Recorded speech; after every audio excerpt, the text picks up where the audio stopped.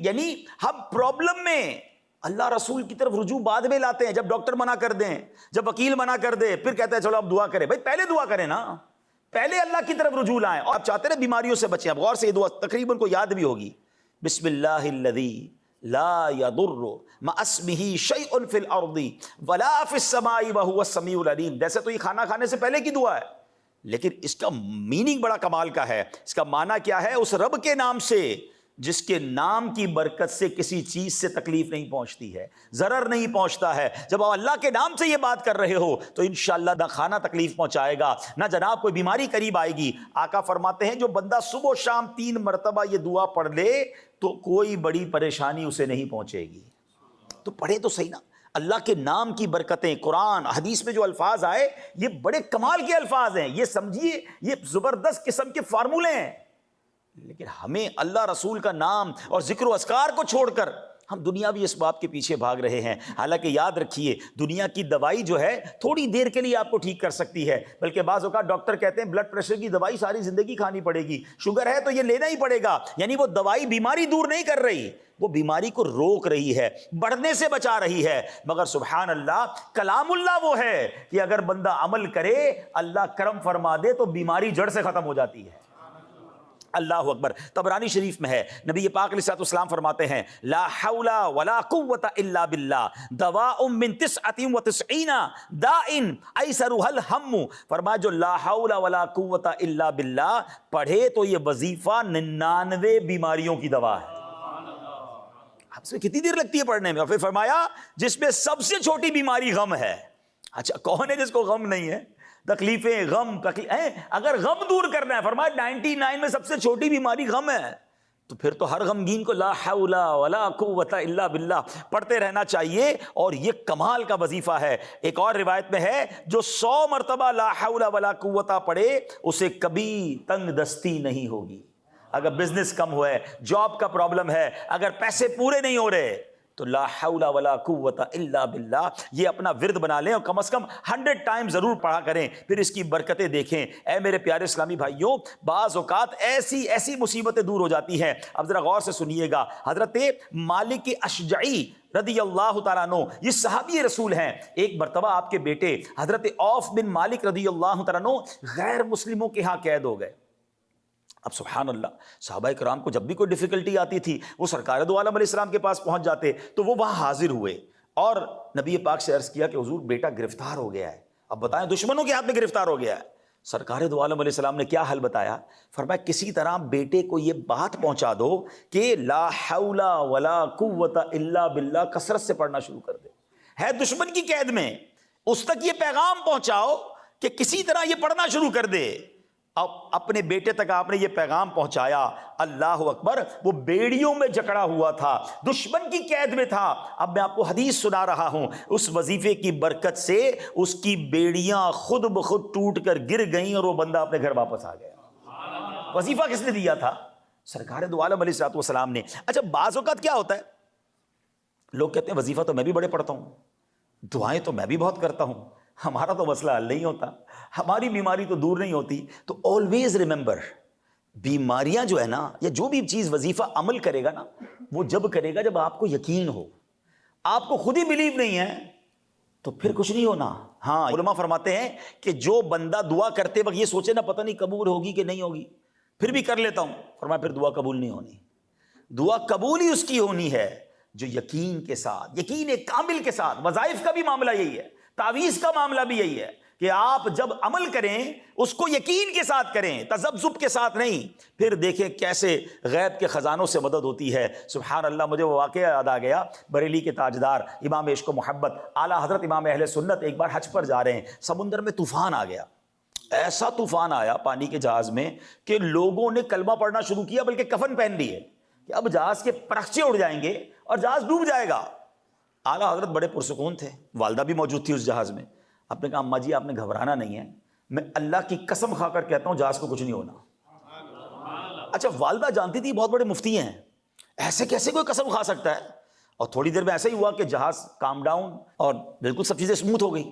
والدہ نے کہا بیٹا یہ تو بتاؤ قسم کیسے کھا لی کہ طوفان میں کچھ نہیں ہوگا؟ کہتے ہیں امی جان میں نے نبی پاک کی حدیث سنی ہے کہ کہ پیارے آقا نے فرمایا جو کشتی پر سوار ہو اور یہ دعا پڑھ لے، بسم اللہ مجریہا و مرساہا ان ربی لغفور الرحیم، وہ سمندر میں کشتی کبھی نہیں ڈوبے گی۔ جب نبی پاک نے فرمایا مجھے یقین تھا اس کشتی کو کچھ نہیں ہونا ہے۔ یہ ایسا یقین بھی تو ہونا، ہم وظیفے بھی پڑھ رہے ہوتے کہتے ہونا تو کچھ نہیں، چلو پڑھ لیتے، پھر کچھ نہیں ہونا، یقین کے ساتھ۔ اور قرآن اور اللہ کے نام کی برکتیں، اور سبحان اللہ نبی پاک علیہ السلام خود دم فرمایا کرتے تھے۔ آج کل لوگ، میں خود مانتا ہوں اس بات کو کہ بدقسمتی سے ایسے جھوٹے عامل آ گئے اور ایسے جھوٹے جناب انہوں نے کفریات، شرکیہ تعویذات لکھنا شروع کیے اور لوگوں کو ایسے کاموں میں لگا دیا کہ لوگ ان سے بدظن ہوئے۔ وہ ٹھیک ہے، وہ غلط لوگ ہیں، مگر اس کا مطلب یہ نہیں کہ اللہ کا نام لے کے دم نہیں کرنا چاہیے۔ ہے قرآنی آیات اور جناب اس کے تعویذات اور اس کے ذریعے دم کرنے تو نبی پاک سے ثابت، یہ صحابہ سے ثابت ہے، اور یہ شفا کا انداز ہے۔ سنیے سرکار دو عالم علیہ الصلوۃ والسلام کا انداز کیا تھا۔ ہماری امی حضور بی بی عائشہ صدیقہ طیبہ طاہرہ رضی اللہ تعالیٰ عنہ فرماتی ہیں کہ رسول اکرم علیہ الصلوۃ والسلام کے اہل خانہ میں جب کوئی بیمار ہوتا تو میرے آقا علیہ الصلوۃ والسلام معوذات یعنی سورہ فلق اور سورہ ناس پڑھ کر اس پر دم کیا کرتے تھے۔ اب یہ دم کس سے ملا؟ سرکار دو عالم علیہ السلام سے مل گیا نا۔ اور سورہ فلق اور سورہ ناس تو کمال کی صورتیں ہیں، یہ اپنی آپ روٹین میں ڈال لیں کہ جب آپ کے گھر میں کوئی بیمار ہو، آپ بلکہ میں آپ کو مشورہ دیتا ہوں، روزانہ صبح گھر سے نکلتے وقت اول آخر 3 بار درود پاک، 1 بار سورہ فلق اور 1 بار سورہ ناس پڑھیں، اپنے ہاتھوں پہ دم کریں اور پوری باڈی پر اپنے ہاتھ پھیر لیں۔ یہ انشاءاللہ آپ کا حصار ہو جائے گا نظر بد سے، جادو سے، اور انشاءاللہ بہت ساری پریشانیوں سے آپ بچے رہیں گے۔ اور اپنے بچوں کو بھی یہ عادت ڈالیں، صبح بھی اور شام بھی۔ اور آپ خود دیکھیں کہ سرکار دو عالم علیہ السلام اپنے گھر میں اگر کوئی بیمار ہوتا تو سورہ فلق اور سورہ ناس پڑھ کر دم کیا کرتے۔ اسی طرح بخاری اور مسلم کی روایت سنیے جس کا خلاصہ کچھ یوں ہے کہ ایک مرتبہ 30 صحابہ کرام سفر پر تھے، راستے میں ایک مقام پر آ کر ایک شخص نے صحابہ کرام سے عرض کی کہ ہمارے سردار کو بچھو نے کاٹ لیا ہے، کیا آپ کچھ کر سکتے ہیں؟ ایک صحابی نے کہا ہاں میں دم کروں گا۔ سبحان اللہ، وہ صحابی رسول نے اس بچھو کے کاٹے بندے پر سورہ فاتحہ پڑھ کے دم کی، اللہ نے اسے شفا عطا فرما دی۔ سورہ فاتحہ یہ اللہ کے رازوں میں ایک سے راز ہے، ہاں یہ زبر سورہ شفا ہے۔ یہ جب موقع ملے آپ کو سورہ فاتحہ، جب آپ پانی پی رہے ہیں، مثال کے طور پر گھر میں پانی پی رہے ہیں، آپ سورہ فاتحہ پڑھیں، دم کر کے پانی پئیں، اپنے بچوں کو دم کر کے پانی پلائیں۔ ٹھیک ہے کسی نیک شخص سے دم کروانے کی الگ برکت ہے، مگر قرآن تو ہم بھی تو پڑھنا سیکھیں نا۔ تو اپنی زبان پر، اپنے انداز میں قرآن و حدیث اور اوراد و اذکار کو لائیں۔ یہ زبردست پروٹیکشن ہے جو مسلمانوں کو حاصل ہے۔ مگر بدقسمتی سے آج ہر پرابلم میں ہمیں دنیا کا کوئی بندہ تو یاد آتا ہے، ہمیں قرآن یاد نہیں آتا، اللہ کا نام یاد نہیں آتا، وہ اذکار یاد نہیں آتے۔ اے میرے پیارے اسلامی بھائیوں، اب تعویذ کے بارے میں بھی سنیں۔ ہر بندہ بعض اوقات کچھ لوگ سارے تعویذ کو برا کہتے ہیں۔ میں نے کیا کہا؟ جو غلط تعویذ ہیں، جو غلط لوگ ہیں، جو ڈھکوسلے عامل ہیں، ان سے تو بچیں۔ ایک تو یہ بڑا پرابلم ہے کہ بندہ کہتا ہے یار 4 قسم کی مالائیں پہنی ہیں، 10 قسم کی انگوٹھیاں پہنی، یہ بندہ کچھ بہت کمال کا پہنچا ہوا ہے، وہ کہیں اور پہنچا ہوا ہے، وہ اللہ کی بارگاہ میں نہیں پہنچا ہوا۔ جو شریعت پر عمل کرنے والا نہیں، وہ آپ کو کیا شفا دے گا اور اس سے آپ کو کیا فائدہ ہونا ہے؟ تو آپ پہلے یہ دیکھیں کہ آپ جس کو اللہ کا نیک بندہ سمجھ رہے ہیں وہ شریعت پر عمل بھی کر رہا ہے کہ نہیں۔ تو یہ بہت ضروری ہوتا ہے، ٹھیک ہے نا۔ بعض اوقات ایسے عامل بھی ملیں گے، بندہ کہ یار سارا دن بیٹھے بابا نماز تو پڑھی نہیں، کہ بابا جو ہے نا وہ فجر پڑھتے ہیں مکے میں، ظہر پڑھتے ہیں مدینے میں ہیں، اور لوگ کہتے ہیں بابا بڑی پہنچی ہوئی چیز ہے۔ بابا سے کہو نا کھانا بھی ادھر کھایا کریں، کھانا یہاں کھانا ہے انہوں نے کینیڈا میں بیٹھ کے، باقی ساری چیزیں باہر کرنی ہیں۔ تو جو نماز نہیں پڑھ رہا، وہ شریعت پر عمل نہیں کر رہا، وہ آپ کو کیا فائدہ دے گا؟ تو یہ بات ہمیں یاد رکھنی ہے کہ ہمیں محبت بھی اسی سے کرنی ہے، فالو بھی اس کو کرنا ہے کہ جو اللہ رسول کی اطاعت کرنے والے ہوں۔ تو اب تعویذ کتنی کمال کی چیز ہے۔ کیسر روم کے بادشاہ نے حضرت فاروق اعظم کو لکھا کہ مجھے دائمی درد سر کی شکایت ہے، ہمیشہ پین رہتا ہے میرے سر میں، اگر آپ کے پاس کوئی دوا ہو تو بھیج دیں۔ حضرت عمر فاروق رضی اللہ عنہ سے ایک ٹوپی بھیج دی، وہ ٹوپی پہنتا، اس کا سر کا درد ٹھیک ہو جاتا، جیسی ٹوپی اتارتا اس کو درد ہونا شروع ہو جاتا۔ اب وہ حیران ہوا جب اس نے ٹوپی کو ادھیڑا کہ اس میں راز کیا ہے، تو دیکھا کہ ایک کاغذ تھا جس پر بسم اللہ الرحمن الرحیم لکھا ہوا تھا۔ میرے رب کے کلام کی کیا بات ہے، میرے رب کے نام۔ ایکچولی اگین اگر آپ یقین کے ساتھ اللہ کے نام کی برکت لینا چاہیں، سبحان اللہ، بسم اللہ الرحمن الرحیم کے الگ فضائل ہیں، سورہ فاتحہ کی الگ برکتیں ہیں، اور سبحان اللہ سورہ فلق اور سورہ ناس کے الگ سبحان اللہ شان ہے، تو اس کی برکتیں ہم حاصل کر سکتے ہیں۔ اے میرے پیارے اسلامی بھائیوں، اسی طرح قرآن پاک کی مختلف صورتوں کے مختلف فضائل ہیں۔ اب جہاں قرآن پاک کی مختلف صورتوں کو کس طرح علماء نے بیان کیا ہے کہ سورہ فاتحہ 100 مرتبہ پڑھ کر جو دعا مانگی جائے قبول ہوتی ہے۔ سورہ بقرہ کی تلاوت سے شیطان گھر سے بھاگ جاتا ہے۔ سورہ کہف کو ہمیشہ پڑھنے والا دجال کے فتنوں سے محفوظ رہے گا۔ والدین کی قبر پر ہر جمعے سورہ یاسین کی تلاوت کرنے سے اس کے حروف کی تعداد کے برابر پڑھنے والے کے گناہ بخش دیے جاتے ہیں۔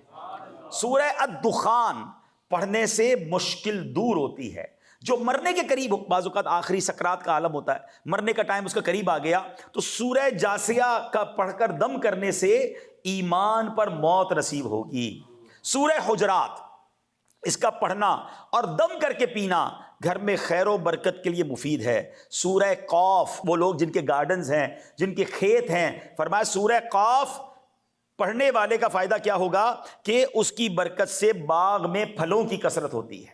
سورہ رحمان 11 بار پڑھنے سے تمام مقاصد پورے ہوتے ہیں۔ سورہ واقعہ جو شخص روزانہ پڑھے اسے فاقہ نہیں ہوگا۔ سورہ ملک ہر رات پڑھنے والا عذاب قبر سے محفوظ رہے گا۔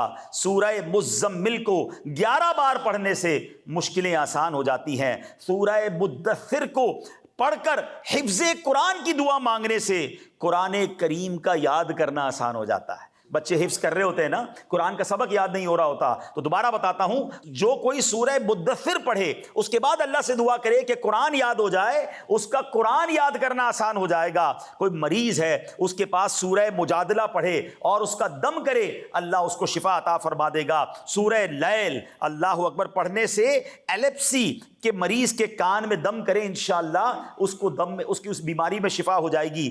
سورہ رحمان لکھ کر پینا تلی کے مرض میں مفید ہے، اور سورہ نازعات پڑھنے کی برکت سے جان نکلنے کی تکلیف نہیں ہوتی۔ سورہ والضحیٰ کی برکت سے بھاگا ہوا آدمی واپس آ جائے گا۔ سورہ علم نشرہ پڑھ کر جس مال پر دم کر دیا جائے اس میں خوب خیر و برکت ہوتی ہے۔ سورہ تین مرتبہ پڑھنے سے اخلاق و کردار بہترین ہوتے ہیں۔ سورہ علق میں جوڑوں کے درد کا علاج ہے۔ بزرگ بیٹھے ہیں جن کے جوڑوں میں درد ہے، سورہ علق پڑھتے رہیں انشاءاللہ۔ سورہ قدر، انا انزلناہ فی لیلۃ القدر، جو صبح و شام پڑھے اللہ اس کی عزت بڑھا دے گا۔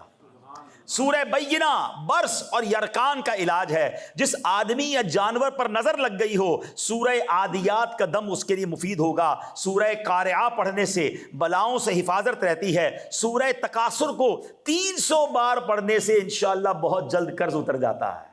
کئی ایسے ہوں گے جو لون میں ہوں گے، ڈیٹ میں ہوں گے، سورہ آپ نے تکاثر 300 بار پڑھنی ہے۔ سورہ عصر پڑھنے سے غم دور ہوتے ہیں۔ سورہ حمزہ اور سورۃ الفیل دشمن کے شر سے حفاظت، اور سورہ قریش جان کی حفاظت کے لیے آزمودہ ہے۔ اگر کوئی بے اولاد ہے، اولاد چاہتا ہے، سورہ کوثر کی تلاوت کثرت سے کرے، اللہ اسے اولاد عطا فرما دے گا۔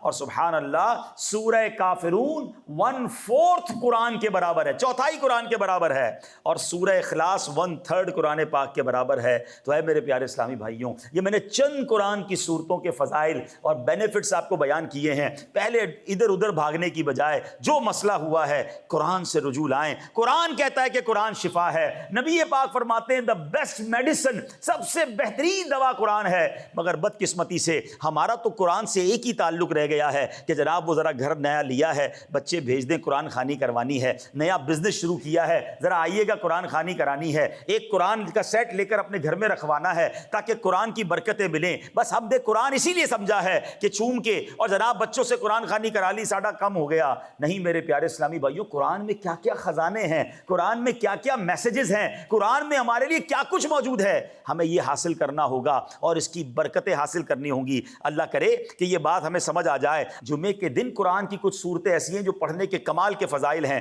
جمعے کو سورہ یاسین ضرور پڑھا کریں کہ جو شب جمعہ یاسین پڑھے اس کی مغفرت کر دی جاتی ہے۔ اور سورہ کہف، سبحان اللہ، جمعے والے دن سورہ کہف پڑھنے کی فضیلت کیا ہے؟ جو شخص جمعہ کے روز سورہ کہف پڑھے اس کے قدم سے آسمان تک نور بلند ہوگا جو قیامت کو اس کے لیے روشن ہوگا۔ 2 جمعوں کے درمیان جو گناہ ہوئے ہیں بخش دیے جائیں گے۔ You only required 15 to 20 minutes to recite سورہ کہف۔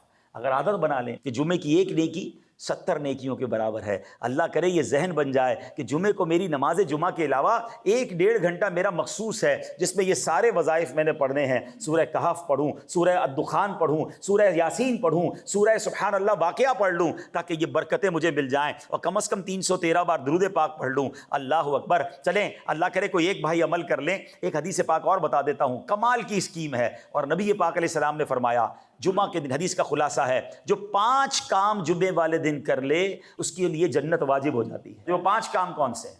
فرمایا جمعہ پڑھے، روزہ رکھے، جنازے میں شرکت کرے، کسی نکاح میں شرکت کرے، اور کسی مریض کی عیادت کرے۔ ایک دن میں یہ 5 کام جو کر لے اس کے لیے جنت واجب ہو جاتی ہے۔ اب یہ ہے کہ یہ ہر بار تو نہیں ملتا، لیکن کبھی نہ کبھی موقع مل جاتا ہے۔ تو انسان اگر دیکھ لے کہ آپ کو کبھی جمعے والے دن نکاح میں بلایا ہے کسی نے، یا آپ کو جمعرات کو پتہ چلا کہ کل جمعے میں جنازہ ہے، تو آپ کیا یہ والا کام تو ہو جائے گا، تو میں کیوں نہ روزہ بھی رکھ لوں اور پھر جمعہ بھی پڑھ لوں اور جنازے میں شرکت کر لوں۔ پھر کوئی نکاح اور مریض تو خیر ڈھونڈنا مشکل نہیں ہے، کوئی نہ مریض نہ ملے تو ہم ہاسپٹل جا سکتے ہیں، کسی دوست کے گھر جا سکتے ہیں عیادت کرنے کے لیے۔ تو اگر بندے کا مائنڈ سیٹ بنا ہوا ہونا کہ یار کسی دن زندگی میں ایک بار یہ 5 کام کر لینے ہیں تاکہ سبحان اللہ، نبی پاک نے فرمایا کہ جنت واجب ہو جاتی ہے، تو اللہ مجھے اور آپ کو نیکیوں کی حرص نصیب فرمائے۔ بہرحال میرے پیارے اسلامی بھائیوں، آج کے مختصر بیان میں جو میسج کنوے کرنا تھا کہ ہمیں قرآن سے برکتیں لینی ہیں، قرآن سے دوستی کرنی ہے، قرآن میں شفا موجود ہے، اللہ کے نام میں شفا موجود ہے، ذکر و اذکار کی بڑی برکتیں ہیں، تو ہمیں اپنی زندگی میں ان تمام چیزوں کو شامل کرنا چاہیے۔ ہماری زبان روزانہ اتنی باتیں کرتی ہے، مگر اپنے آپ سے پوچھیں نا کہ صبح سے شام تک کتنی بار اللہ کا نام لیا،